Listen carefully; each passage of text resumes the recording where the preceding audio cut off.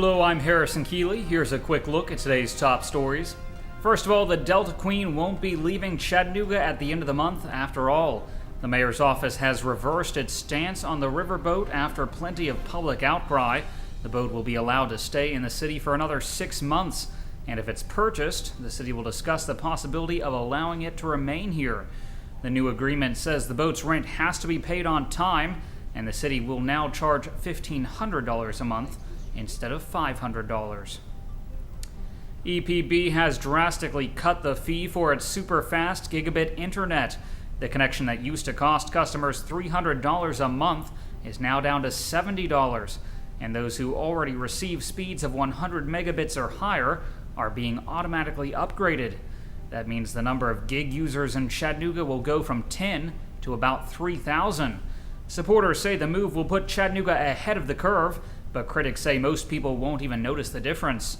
Plus, EPB says all 50 megabit customers will be upgraded to 100 megabits, and the entire transition should be finished by the end of the month. Volkswagen says its Chattanooga plant is the front runner to build its new SUV.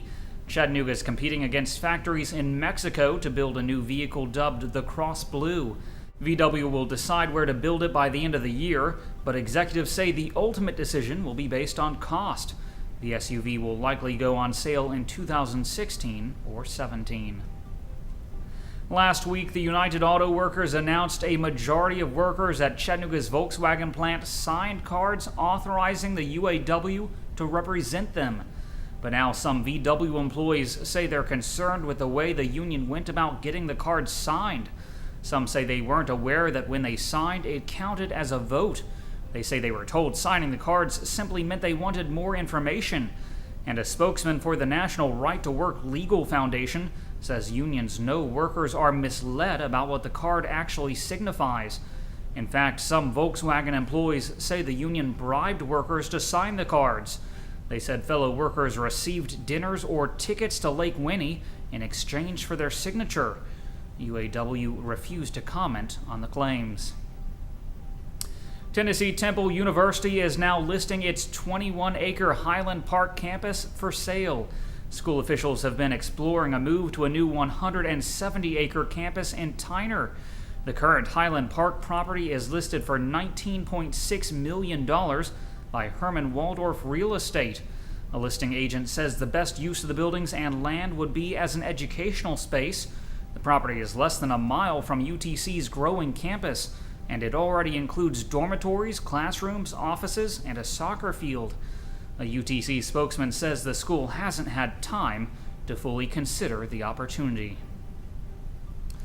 Grundy County High School football coach Nick Bryant has been suspended for a week. The move comes after an incident during halftime of Friday's loss to Silverdale. The parent of an athlete says Bryant kicked a garbage can as he entered the locker room. The can hit one of his players but didn't injure him. The school's athletic committee says its code of conduct was violated, so Bryant's been suspended for all activities through this Friday, including the upcoming game at Signal Mountain.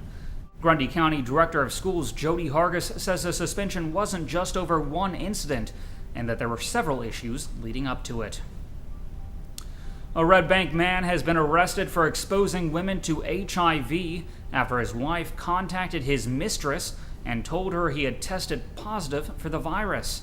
Chriset Rojas told police she learned 32-year-old Hector Martinez was HIV positive after his wife, Kimberly Jackson, told her. Martinez was arrested Friday and had a bond set at $25,000. It's unclear why it took police 2 years to arrest him. A family's filed a lawsuit against a local bail bonding company after 3 men showed up at their home, said they were police, and held them at gunpoint.